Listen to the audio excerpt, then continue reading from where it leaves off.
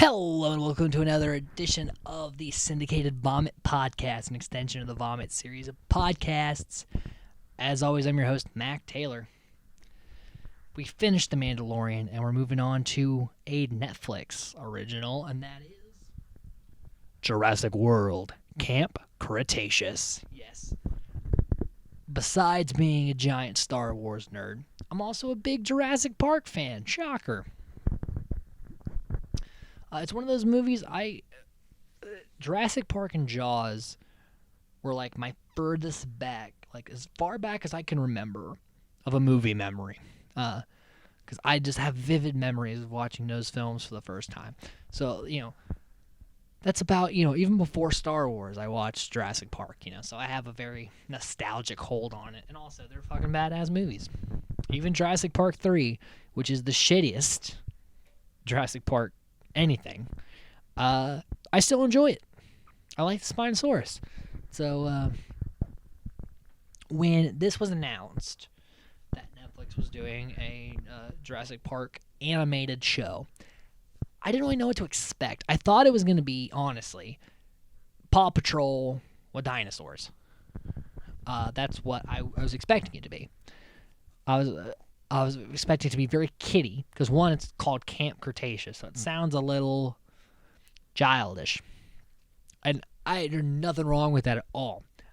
I watch a lot of children's programming, mostly just because I'm a big kid. I still watch a lot of cartoons and shit, Always will. So I was going to be in this, it's got dinosaurs, it's animated, I was going to watch it anyway.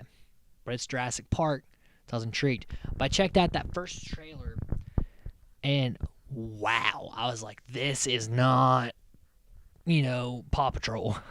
This is a fucking story. Because it's neat. It takes place during the events of Jurassic World, just from a different perspective. So I was I was sold. And the day, like literally the day this hit Netflix, I fucking watched it. I fucking went at it. Was ready for it. And it did not disappoint. So we're going to be talking about the first 4 episodes of Camp Cretaceous here. And then when the second season premieres later this month, we'll talk about that. I will take a break from the whatever schedule, wherever I'm at my schedule. We'll talk about that immediately. Then we'll get back to what I was doing. That's how ready I am for it. Without further ado, let me stop talking about it and actually talk about it. So we start off, and it's like this POV, like thrill thing. It's like, we gotta get to the chopper, and I was like, Predator reference already, right off the fucking gate. And I'm like, what is going on? Like, what is happening? And I see like the echo chamber of a velociraptor and shit. I'm like, what is, did I skip ahead? Like, what is happening? And there's raptors, and they fucking eat a dude, and then a T-Rex shows up, and then all of a sudden it goes, game over, and I'm like, wait a goddamn minute. It was a VR video game, and we meet our actual main character, Darius, and his brother Brand. I guess his name is Brandon, but they call him Brand. I hope it's Brandon. And basically his brother's giving him shit like, dude, you're never going to beat this game. I know you want to win tickets to Jurassic World, but this game's impossible.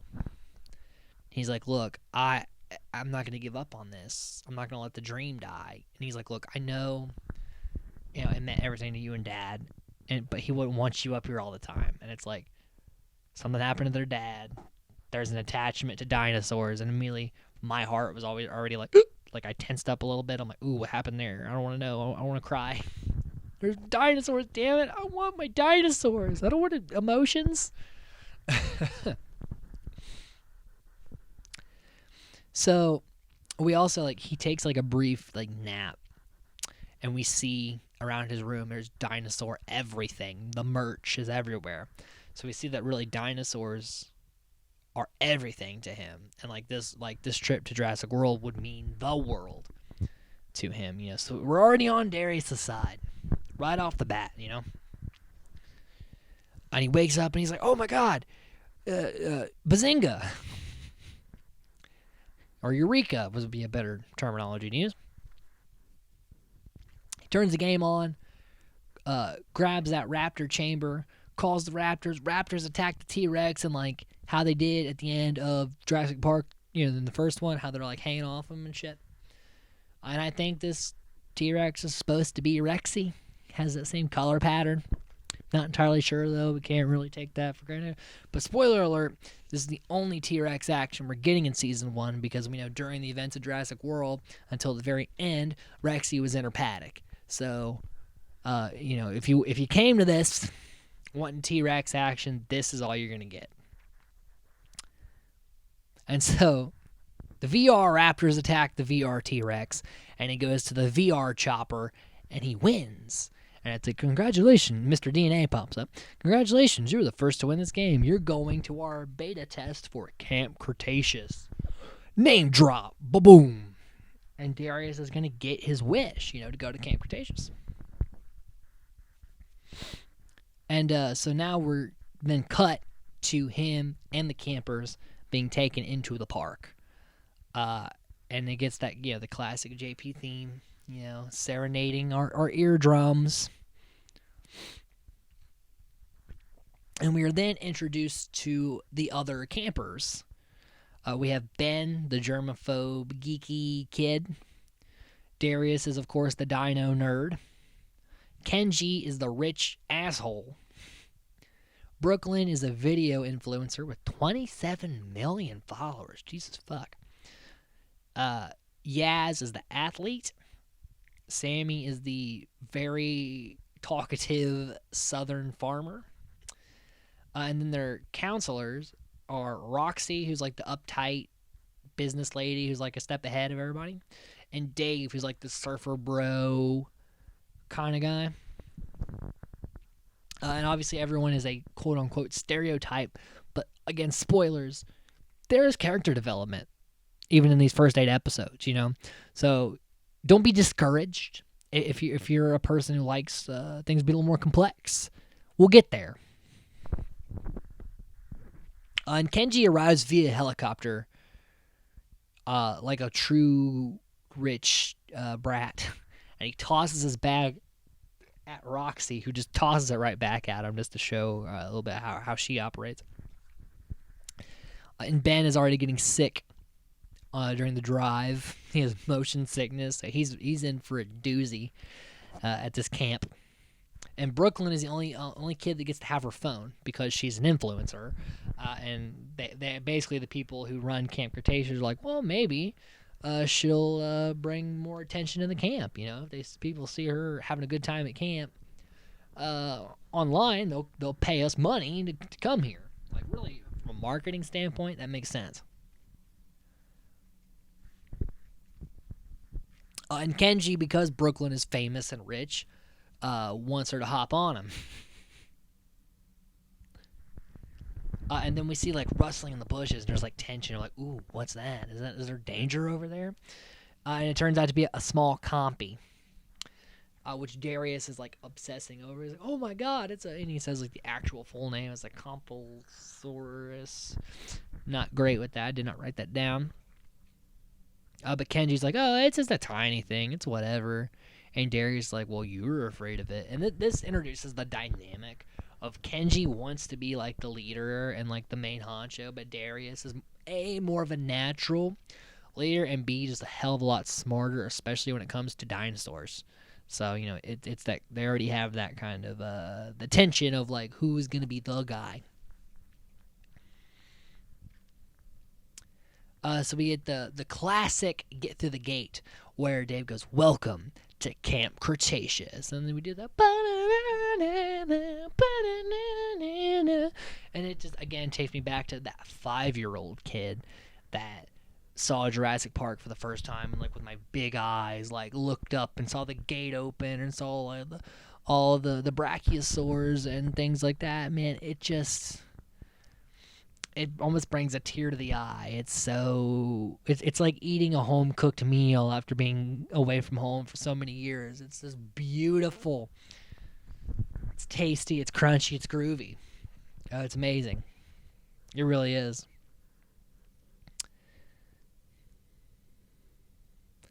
And so we also get like a little intro of the camp, and that it will eventually house 500 campers and 150 staff.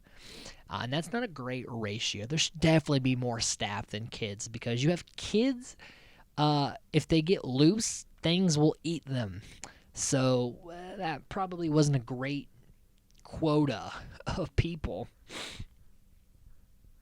And lights out at 9 because, again, dinosaurs, Can't just go romping around in the middle of the night. Shit will eat you out here. But Darius, he's over ego for those dinosaurs. And they're like, well, look out at this balcony thing. And they see a group of herbivores. And Darius is naming off all kinds of them. And he's like, he sees a Sinoceratops. And he's like, I didn't know you had Sinoceratops here. And then a little foreshadowing here. Dave says they're cooking up all sorts of dinos in that lab. I wonder if there might be a Indominus Rex cooking up in there.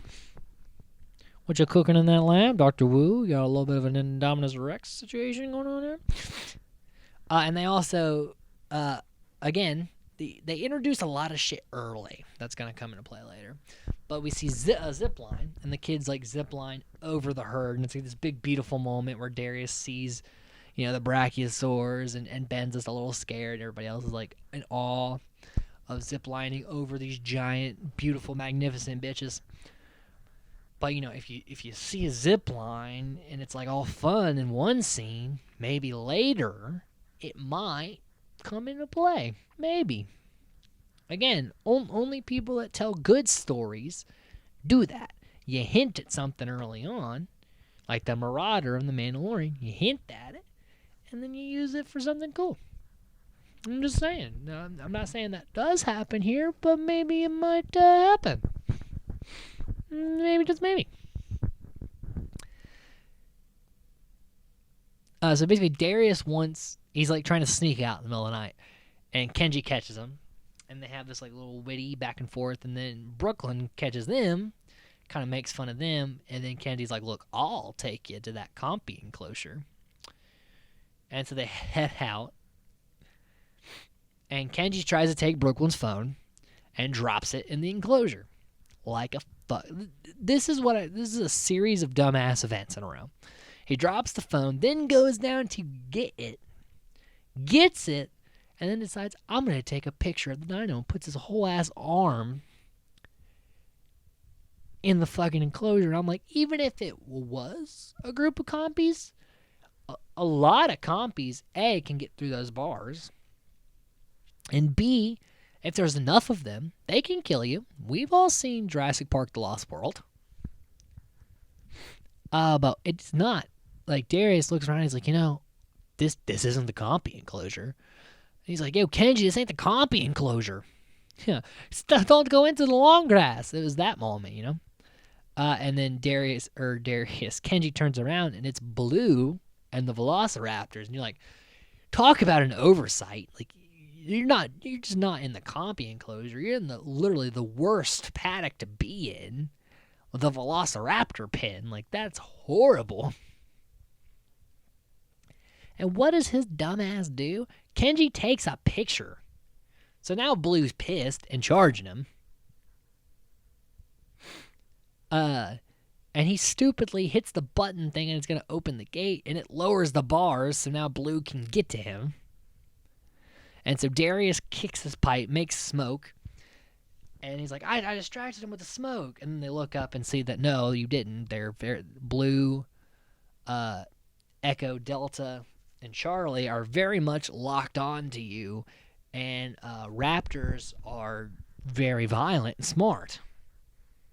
And that ends episode 1 on that cliffhanger, bitch. And just a small little note.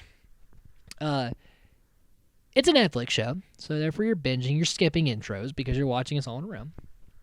And when you skip intro, it just cuts to a T-Rex roar, and it's loud as fuck, and it's very off-putting. It's like, quiet, quiet, quiet, and I don't like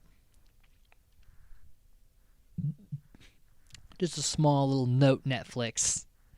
You hurt my fucking eardrums with that every time. So the lights come on just before the danger comes in with the Raptors. It's Roxy, Dave, and other handlers. They throw stakes, and maybe even Owen Grady was there. They never say it, but maybe he was.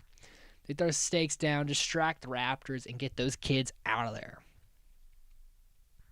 And then they're like, "Oh man, thanks, Dave." And he's like, "Oh yeah, I do this all the time." And then he proceeds to throw up because he's so nervous. These kids almost died. And Roxy's pissed and threatens to basically toss them out of camp. Brooklyn gets a pass because she wasn't in the enclosure, whereas the kids were almost torn apart by raptors. Therefore, they're in a little more trouble. And Kenji's super calm, doesn't care, but Darius is pissed because this is Darius' dream. It's not just a weekend rich kid ordeal. Like, this is something he's worked for. And so he doesn't want it taken away because Kenji was an idiot. It's all Kenji's fault here. And Kenji gives him the sob story of, "My dad's going to be so mad if you send me home. I just want to make him proud." And Darius, being a good individual, buys into it and takes the blame. Even though Brooklyn fully blamed it on Kenji, Darius takes the blame and lets Kenji be like, "Oh yeah, I just had to look after the little guy, It's like, fuck you, Kenji, piece of shit. And Roxy was like, I ought to throw you out. And especially, I don't believe for 1 second that Kenji did that because he thinks dino farts turn to air trashy. And he's like, "Prove me wrong, bro." And I'm like, oh, God. Dave's like, "Hey, we'll just chalk it up. Experiences, mistakes, growth, all that business. It's camp. All right, moving on. I threw up earlier." Dave is like that guy. He's like, "Yeah, whatever. Let's brush over that. Let's be happy again." So Kenji and Darius, the next day, where everybody else gets to go to the Dino lab and have a lot of fun with Dino shit, they have to literally spend the day with Dino shit. They got poop duty. Poop duty. That's fun. That's fun to say. That's a double entendre. In Brooklyn, she's hemorrhaging followers because they're bored. And, that's definitely something that today's generation would have, is where there is a theme park full of dinosaurs and they're bored. Which is the whole reason why they made the Indominus Rex and Jurassic World. Because they're like, "Oh, wow, dinosaurs. Yeah, that's okay. Well, can we get something cooler?" It's like, people, there are dinosaurs alive. I would lose my shit. I'd be like, "That's a trash can at Jurassic World. That's amazing." Sometimes the bar that today's generation is set for excitement is no one can clear it. If dinosaurs can't clear it, I can never do it. And Ben is sanitizing like a motherfucker because, the world's kind of gross. And in today's climate, everyone's sanitizing like a mofo. But, when this show was animated, it wasn't so much of a commonality. So we get Dr. Wu showing up here. And Tave's trying to bro talk him, and that's literally the last person on Earth you'd bro talk. It's Dr. Henry Wu. And he's like, "Listen, I got a lot of work to do. You guys should just get out of here," and blah, blah. And Brooklyn, strokes that ego. It was like, "Why don't you tell all 27 million of my followers that, not Dr. Hammond, not Masrani, but you are the man behind Jurassic World." And of course, Wu's, as we've learned in Jurassic World and Fallen Kingdom, he's a big fucking douchebag with a lot of ego. So, stroke it and you'll get what you need out of him. And then Kenji, he's like, "Hey, I appreciate you taking the fall for me back there. Why don't I take you to see some dinosaurs?" And at first, Darius is like, "No, fuck you, dude. I'm not doing this shit again." But just the concept of seeing dinosaurs and not wasting his trip, of course he goes. You tell a dino nerd there's dinos down there, he'll do it. It's like Georgie in the sailboat, He's going to fucking reach for it, even though he might get his arm bit off. And Kenji takes him to a series of underground tunnels.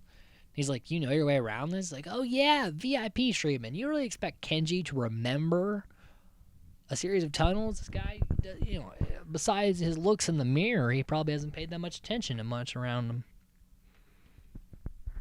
But nonetheless, Darius goes for dinos. And back at the lab, there's a funny little scene where Sammy's like, "Ooh, what's that?" And he's like, "Well, they're remains of ooh, what's that?" "Well, that is eggs of ooh, what's that?" "Well, that is it's like Gurr in Invader Zim. She gives off that vibe, like, "Ooh, what's that? Ooh, what's that? Ooh, what's that?" It's very fun. Sammy could be a little annoying, but in that scene, she was pretty fun.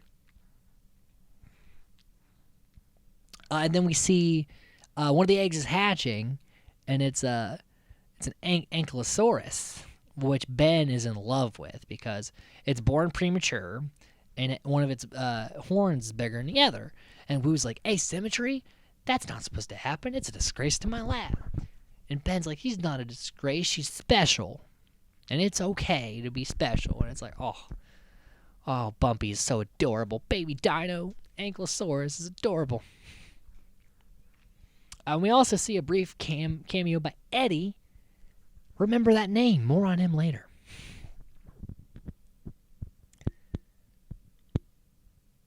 And Kenny is like bragging a lot, like, "Oh yeah, come down here all the time, as Ronnie and me are like, father son, and he takes me on his helicopter, and I have a lot of money, and blah blah blah."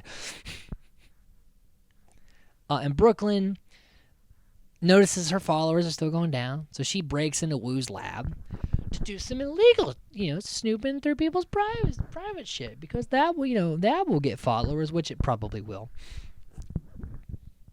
But runs into Sammy on her way into the lab. Sammy's like, "Oh, I was looking for the bathroom, my bad." And you're like, "What? What was that business about? What is Sammy doing in there?" More on that later. But in the office, I know the main thing we'll talk about in a second, but like she sees a schematic of a spinoskeleton, a Spinosaurus skeleton. And I know I've done a lot of research on my Jurassic Park shit, watched a lot of videos and theories and all that business. And there's a lot of talk about in JP3, the Spinosaurus in that film was Wu's first attempt at genetically altering dinosaurs, more than just tree frog DNA. Because the Spinosaurus in JP3 was a lot bigger, a lot different looking than the typical Spinosaurus thing we see in media otherwise. So it's like, why was that one? And it was like hyper aggressive. And apparently he had genetically modified it and left it on Isla Sorna. And so that was like his first attempt at it. So it's interesting that was on his. It was a little Easter egg there. But what the main thing she looks for and finds is a schematic of the Indominus Rex. She's like, "What is the Indominus Rex?" But before we get any more information, Dr. Wu shows up at his door with Eddie. More on him later. And Wu's like, "All right, tour over, get the fuck out. You're catching my illegal shit. Get the fuck out of here." While that's going down, Kenji and Darius pop up and see all the trees and shit. And he's like, "I told you." They see a wall. Like, "Ha, I told you I'd get you by the Carnotaurus enclosure," because they go looking for the Carnotaurus. And they notice that the fence is going inward, like it points up and inward. And Darius is like, "This park at the back of your hand, right?" And he's like, "Yeah." "What side of the fence is the Carnotaurus on?" And they both kind of have that look on their face, and then you see a shadow as the Carnotaur appears behind them. And then it chases them, like Carnotaurus would do. And then back at the lab, everybody's getting kicked out, and Ben has to say goodbye to Bumpy, which he calls and Dave's like, "Oh, you named it. How adorable." And so the Carnotaur attacks the kids, and Darius is like, it's very clumsy, serpentine. So they're zigzagging, and it's like falling into shit because it's so top heavy, because it has the smallest arms of anything I've ever seen. And they crawl through a feeder, and Kenji actually is the one to save Darius this time, as The Carnotaur slams into the side and now has a very distinctive scar on its snout. And as they're taunting it, like, oh yeah, you have tiny arms, it rams its head and kind of startles them, like, hey bitch, if you were over here, I'd be eating you right now, blah blah blah. And I do love the Carnotaurus with its horns and it's just the way it is, like the tiniest, cutest little arms. It's adorable, but also super intimidating if you were next to it. And then they're like, oh shit, we got to get back to the dino poop for they know we were gone. So they make it right before Dave and Roxy show up, and they act like, oh man, we just been bonding all day with this dino poop. And Roxy's like, yeah, I don't trust that, but I can't really do anything about it. And as they walk back to camp, Darius like, do you really believe that dino farts kill? He's like, yeah, man, prove me wrong. And he's like, I have like 1,000 reasons why that's wrong. And that's the end of that episode. It's like a cute little, because we're, like I said, there's character development. People are bonding through near-death experiences, but that's how a lot of bonds happen quickly. Nothing like surviving something together that'll, put you on the same page. And that brings us to episode 3, The Cattle Drive. So we start out, Darius is trying to tell a scary story about a T-Rex. I think it's about the game he was playing. But Brooklyn interrupts him, like taking a picture, and then her phone's dying, and then Sammy's talking and about how she wants to talk to Yaz, and like, well, Yaz is a loner, and she's like, I don't understand the concept of being alone. Of course you don't. And then it starts raining, so Ben's very scared. He runs inside, and Sammy goes to talk to Yaz, and she's just blabbing on and on and on and on, a lot like me in this podcast. And Yaz is like, look, I like being in my shell. And she's like, no one likes being in a shell. A shell keeps people out. And Yaz is like, yeah, that's the point. And I'm like, I've never related to someone more than Yaz in that moment of like, yeah, that's kind of why I'm by myself. I want to be by myself. And Sammy's like, I'm going to break that shell. I'm going to get in there. And then we cut to one of the coolest little throwbacks. It's been in the past 2 JP movies. It's the gyro spear. And they're going to be in these gyro spears and running alongside a herd while the handlers wrangle them. And we got Ben driving Kenji.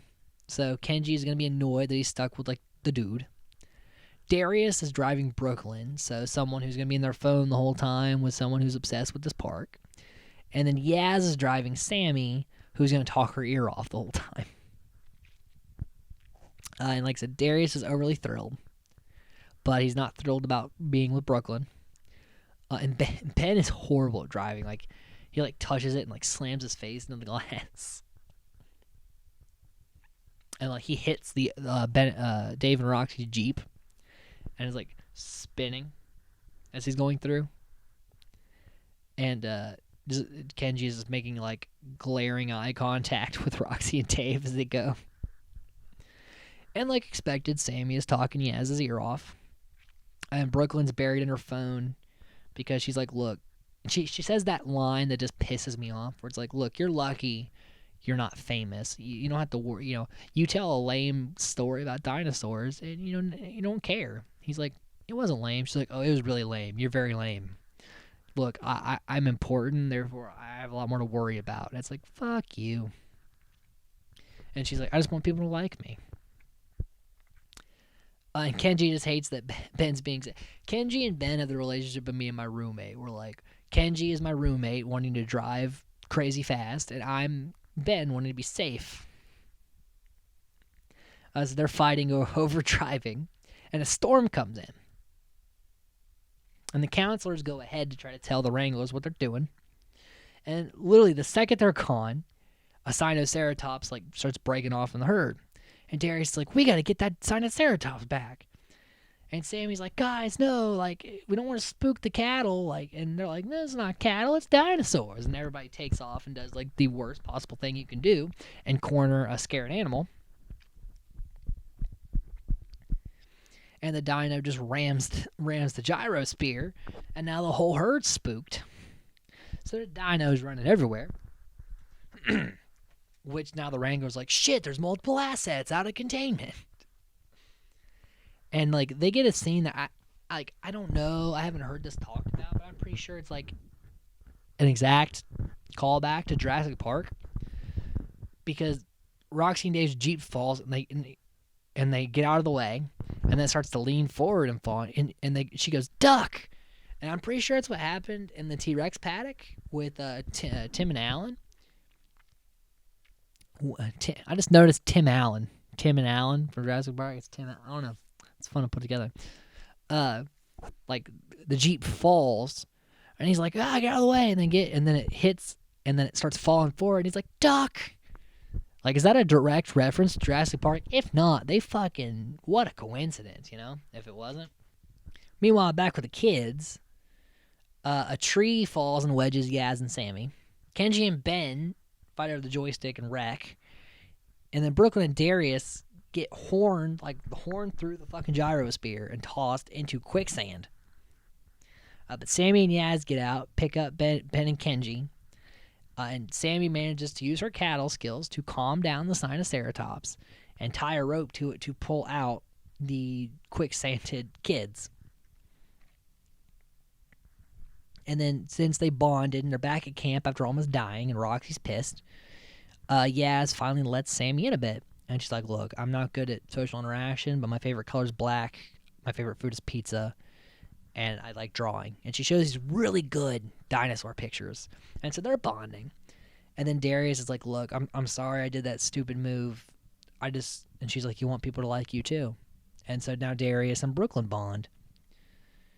And then as Brooklyn goes to edit her videos, she sees Sammy taking a saliva sample out of the Sinoceratops' mouth. And it's like, ooh, what's that about? And so we got bonded teens, a mystery, and a next episode. And this brings us to the final episode we're going to be talking about on this podcast. We're covering half of season 1, you know. It's episode 4, Things Fall Apart. So we start off and we see Darius and his dad. They bond over having, knowledge of dinosaurs. He's like, Dad, you gotta come see this. They got this new thing about sauropods. And we see his dad's like shaky hand. And he's a bit sick. But his dad gave him matching raptor teeth necklaces. And even though his dad's sick, like he's like, hey, don't worry about me. It's fine. We're gonna go. Like their dream was to go to Jurassic World together. And obviously his dad's not there. We know something has happened, but and in the next shot he's holding that necklace, and so his dad's with him, just not physically. And Roxy is trying to reach Claire because she's like, we've had like 3 near-death experiences, 2 that they know of. We need either more help or these kids got to go home. Like, someone's gonna die if we keep this up. Which is why I said they need a lot more counselors. They need like a 1-to-1 ratio. So the counselors leave to get a hold of Claire, which, as we know, Claire is dealing with her nephews and then the Indominus shit later. So, she's a little busy in her own movie. Bryce Dallas Howard's got a lot of shit going on, right? When she's not directing episodes of The Mandalorian. So everyone is stuck inside. Dave left a note that Roxy translated, basically, stay inside and color. And Ben's so excited, he's drawing pictures of Bumpy. And Brooklyn comes in, someone stole her phone. And she's blaming it on Sammy because she's seen Sammy do some sketchy shit. But of course, everyone, especially Yaz, is defending Sammy. And like, Brooklyn, we all have used your phone to check weather and shit, but whatever. We didn't take it, it's not just about you and your phone, you pampered bitch. They didn't say bitch, but in so many words, they said bitch. And during the fight, they hear an odd roar. We're like, was that a T-Rex? And Darius is like, I've never heard that roar before. And so they're like, let's go to the watchtower and see what it is. And Ben gets pissed, like, no, it's Indoor Arts and Crafts Day. We should be doing arts and crafts. But he goes with them because he doesn't want to be there alone. And right as they walk out, the radio says, "Asset out of containment, everyone inside." And it's like, oh shit, we know what that means. That was a line from Jurassic World. That's the Indo-Rex, baby. So Brooklyn picks the lock to get in the tower because apparently she made a YouTube video about lock picking. And we hear like scary, brushy noises. And it turns out to be a Brachiosaurus. But if we've seen Jurassic World, we know Brachiosauruses aren't long for this world. And then adults run up frantic, like, you kids gotta get down from there. And then the Brachiosaurus drops, and we're like, oh, fuck. And then we see the camouflaged Indominus Rex show itself and eats the motherfucking people right in front. And Ben's like, they got him! It got them! And, like, what a fucking way to let shit go down, you know? As soon as the Indominus shows up, you know this show ain't going back. Because at first we've had a couple of, you know, close calls. We had some raptors and some carnivores and Sinoceratops. But it was like, you know, story, character progression, and dinosaur stuff. And we're going to do a little more, you know, breathe, and then dinosaur stuff. And then breathe, and then dinosaur stuff. Now it's like, big fucking moment. We're not slowing down. Like, danger is always around now. Like, this is the shit hits the fan moment as soon as the Indominus eats those two adults. And the kids freak out. And both Brooklyn and Sammy go, the Indominus Rex. And Brooklyn looks at her like, you bitch, you know its name too. So the kids freak. And Kenji's like, hey, it can't see us. And then you see it, like, lock eyes with him. And Ben's like, it can see us. It can see us. And it charges the tower, and it starts to, like, tear apart the tower. And so Darius puts everybody on the zip line because Darius is good at thinking in these bad situations.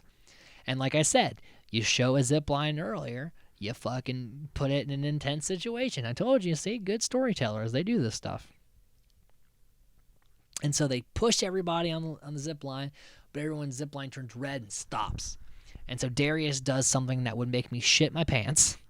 He jumps into Yaz's arms without being harnessed into this thing, hits, and everyone starts going across, but then the Indominus breaks the line, and everybody falls into the trees and gets knocked unconscious. And you're like, oh, fuck.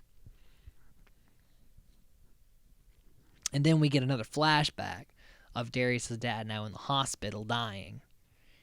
And Darius is trying to, like, keep his hopes up. Like, hey, man, they're adding a new dinosaur. And, like, you can tell his memory's fading a little bit. But Darius is like, look, you can't. And he's like, look, Darius, I can't. He's like, if we can go to Jurassic World, you know, we'll be able to go and the lines aren't as long and you can rest. And he's like, I'm not going to make it. You know, life doesn't always shake out the way you want it to, but you got to maneuver. You know, you got to keep going. And he's like, I need you. Like, you can't go. And it's like, oh, my heart. And then we get back to the dinosaur stuff after they punch me in the dick. And Darius realizes his necklace is gone, but they hear, you know, the roar and they run. And we see that Sammy broke Brooklyn's phone when she has her phone and it's broken. But she didn't show anybody. And they go back to camp and it's wrecked. So if they had listened to Roxy and Dave and stayed inside, they'd probably be dead. Because the Indominus trashed the camp, it probably would have killed them. So they lucked out that they, you know, don't listen to authority. And there's a bunch of dead employees there too, and Ben's like, oh, not everybody got out. Now the kids are alone, and there's dinosaurs everywhere. And like, man, like what? This ain't Paw Patrol. And Brooklyn breaks down at Sammy like, look, I don't care about your samples, whatever the fuck you were doing. Just give me my phone so we can get out of here. And Sammy holds ground because the phone's broken and she doesn't want to look like a bitch. And Yaz gets in Brooklyn's face. Everyone's tense. Ben and Kenji are arguing. Ben's like, we're going to die. This is how it ends.